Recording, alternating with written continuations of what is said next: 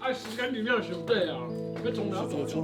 传统的女性，所以伊咧教育囡仔嘛是以较早传统的方式。虽然文庆伊做的代志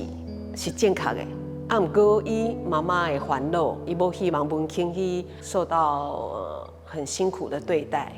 我讲这老爸就是个性真单纯，本地是足简单的生活，啊，厝内三个囡仔，看某过一个足单纯的生活就好啊。啊，毋过拄好时代咧转变，去互当着，